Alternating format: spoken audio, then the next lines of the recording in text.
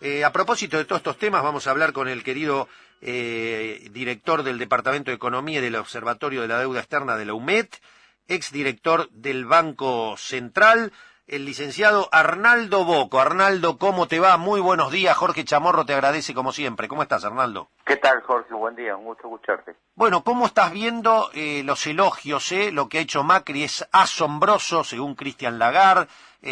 Bueno, los líderes de la economía de los países principales elogian lo que hace la Argentina, pero parece que le están advirtiendo sobre la cuestión del déficit. Domingo Cavallo está pidiendo que se desarme lo más pronto posible el tema de las LEVAC. Sturzenegger dice el dólar lo tenemos controlado, vendió casi $1.000 millones en los últimos 15 días el Banco Central. ¿Cómo ves todo esto? Bueno, primero, cuando la limosna es grande hasta el santo desconfía, dice el refranero popular, ¿no? Sí. Me da la sensación que, primero me llama la atención, Lagarde es una persona muy ocupada.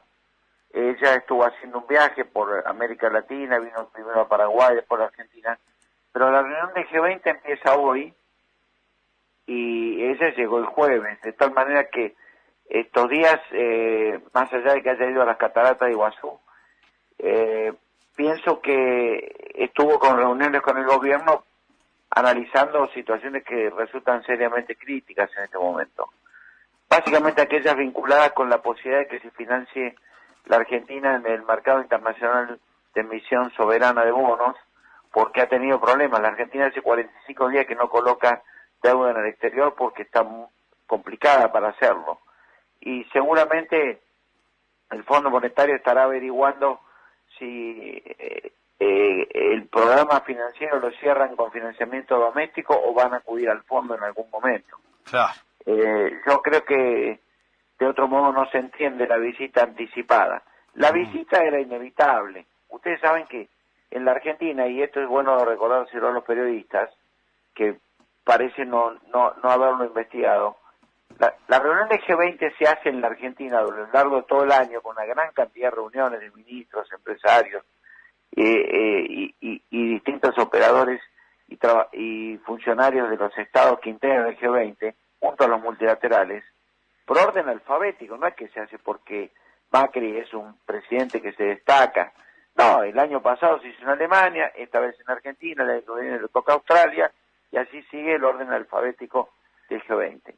Ella tenía que venir a la Argentina y evidentemente debe haber querido mirar en forma directa aquello que le llega en papeles cuando viene la misión bajo el artículo 4, que le sugiere que la Argentina tiene un problema fiscal muy amplio. Acabas de leer que se amplió el déficit fiscal para el fin de año seguramente, y bueno, la Argentina no tiene recaudación porque no tiene actividad, y encima le han caído las exportaciones, que es del ámbito del cual se nutre la provisión de impuestos. Claro.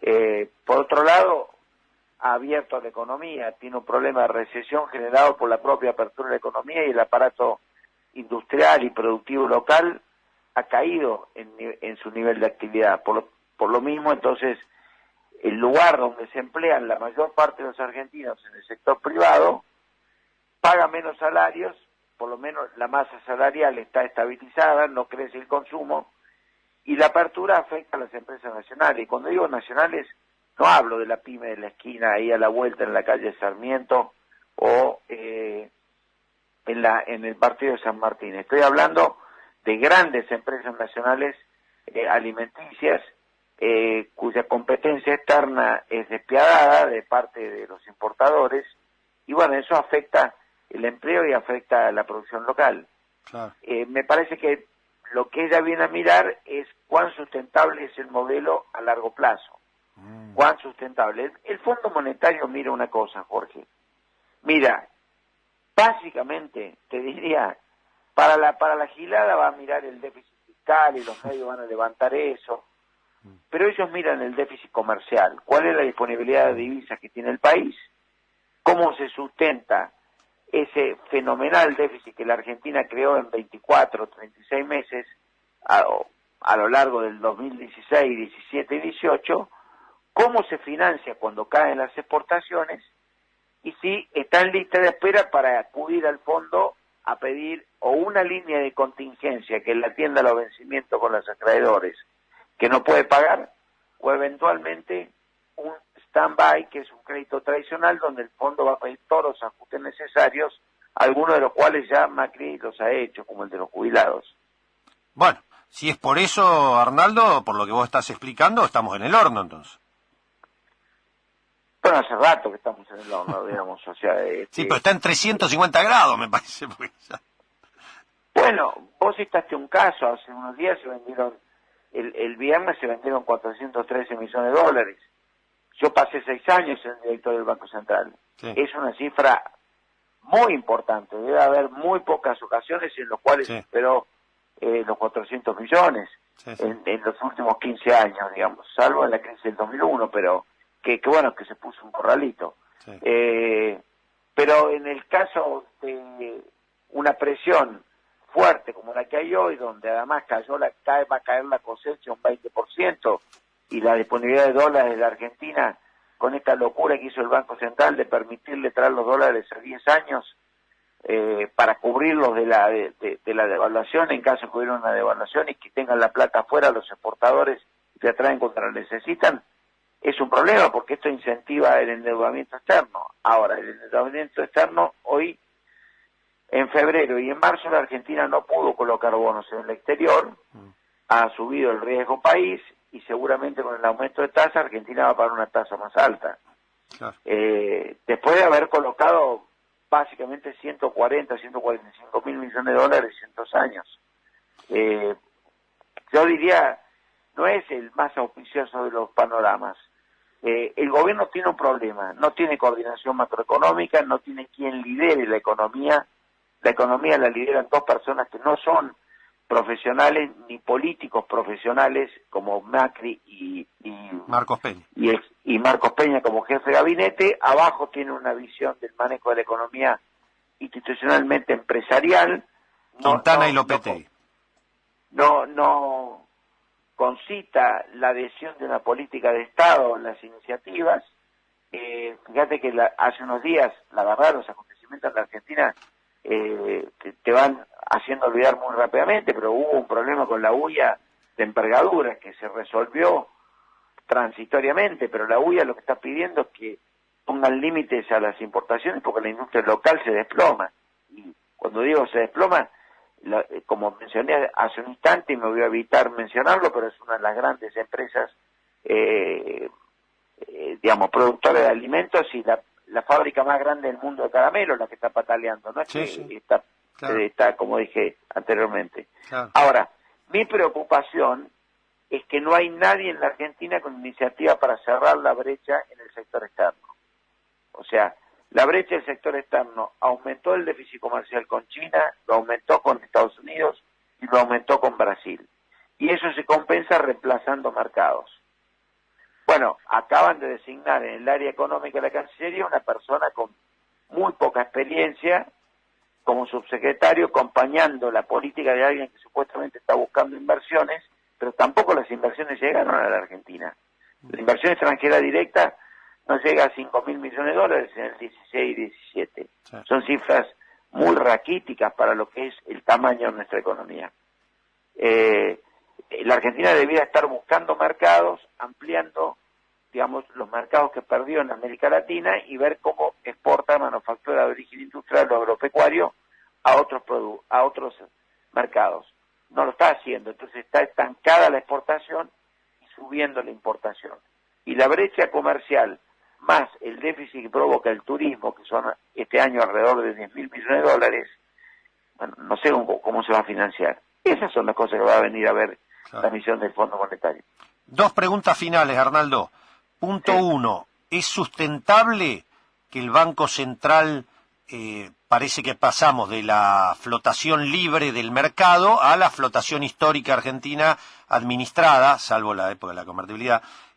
Bueno, ahora descubrimos que, como le gusta decir al neoliberalismo, la flotación sucia, como metiendo la mano ahí a alguien que empioja el mercado, estamos haciendo flotación administrada o sucia, y Sturzenegger dice hay que quedarse tranquilo, el dólar va a servir, va a estar otra vez como ancla antiinflacionaria. ¿Es sustentable la posición en el dólar? Bueno, para tenerlo estabilizado al dólar necesitan que ingresen dólares a la economía, de alguna forma, con endeudamiento o con exportaciones. Para tenerlo planchado, digamos, o sea, esto requiere que los exportadores liquiden rápido y traigan los dólares a la Argentina, o que en definitiva ingresen dólares, aunque sea con el esquema que él utilizó para atraerlo bajo el sistema de préstamo financiero, no inversión productiva. Son las inversiones de portafolio los préstamos financieros.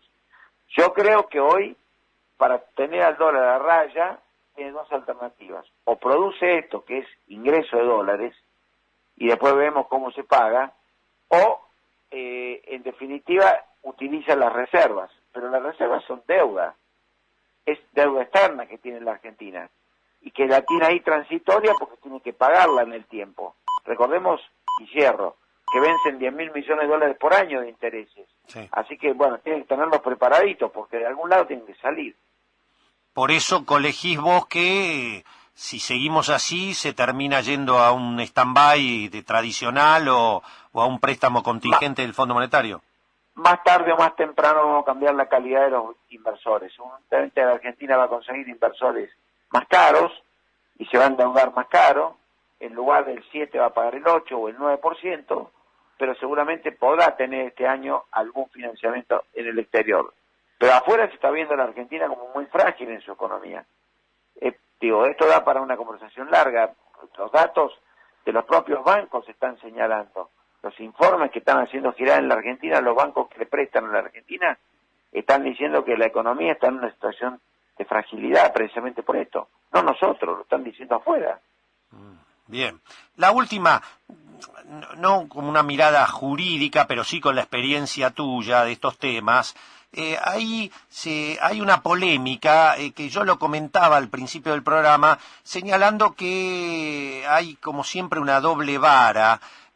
Ahora que Cristóbal López, el fallo del Tribunal de Alzada ha señalado que en realidad no correspondía por el lado de un fraude al Estado dentro del derecho penal con una imputación más dura, sino que debe pasar al penal tributario por un tema de evasión impositiva, la causa Indalo de Cristóbal López, y entonces salieron los que están, bueno, el mismo presidente Macri dijo que estaba indignado con el fallo, y salió una serie de colegas muy indignados también, expresando que evadir impuestos es un delito gravísimo. Bueno, y uno se pregunta, ¿pero cómo? Entonces, cuando uno habla de Gilligan, de Caputo, de que usan offshore indudablemente para eludir o evadir impuestos y no las declaran. Bueno, acá Graciela Ocaña acaba de decir que lo de Caputo no es corrupción. Si la declaración está bien hecha, no tiene nada que ver con hechos de corrupción, lo de Caputo por las 3 offshore, incluso una triangulando la plata de los jubilados. Vos con tu experiencia, tener un offshore, ¿está dentro de la corrupción o no? A ver, son dos cosas distintas. Vamos por lo primero, que vamos a aclarar un poquito el tema. Lo de López siempre fue un error, siempre, porque López no hizo una estafa.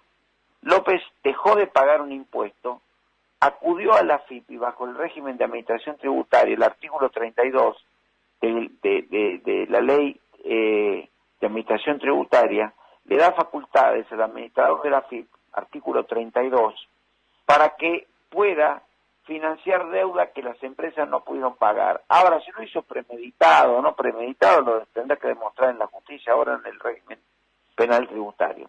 López no cometió un ilícito, ni tampoco el administrador de la AFIP, del momento que sea. Fue y dijo, mire, yo esto no lo puedo pagar.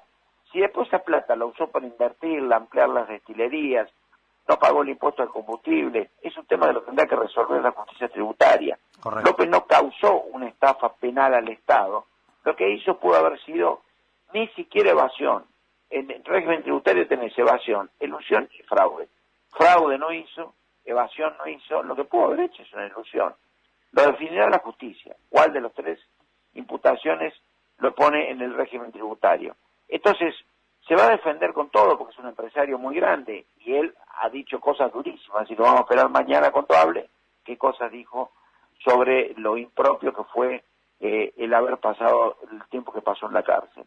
Ahora, con relación a lo demás, está en la misma regla de juego porque si alguien tiene recursos y es residente en la Argentina y ganó el dinero afuera, pero reside acá y en su declaración de ganancias no lo puso, está haciendo evasión impositiva, porque no lo puso en el régimen de su declaración jurada anual de ganancias, sea una compañía como persona física o persona jurídica.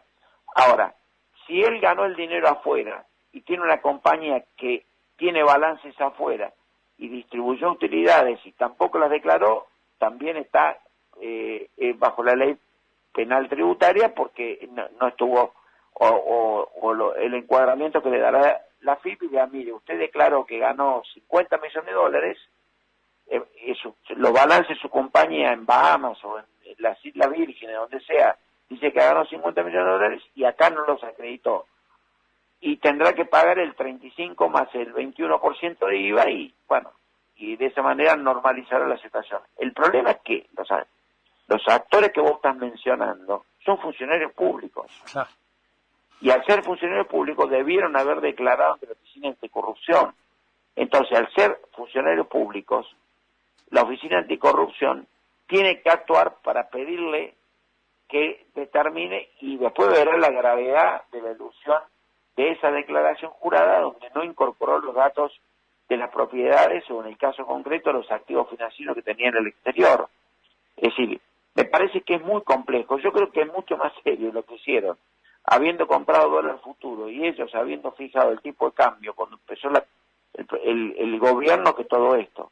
Bien. Porque en realidad el día que se destape ese problema va a ser muy grave, porque vos compraste un bono, que eran los dólares a futuro, y después definiste cuánto iba a ser el dólar, con lo cual te determinaste la tasa de rentabilidad de tu propia inversión. Impresionante. Entonces, la seriedad es de esa decisión, más tarde o más temprano la justicia se va a tener que abocar a eso. Bien, excelente. Veremos ahí si la doctrina Irursum de prisiones preventivas por ciertas influencias como ex o funcionario sigue valiendo o ya no vale. Arnaldo, querido, como siempre, un gusto. Gracias por habernos atendido. No, al contrario, Jorge, te deseo un buen día. Gracias. Igualmente. El profesor, director del Departamento de Economía y del Observatorio de la Deuda Externa de la Universidad Metropolitana, director del Banco Central durante muchos años, Arnaldo Boco en Página Abierta.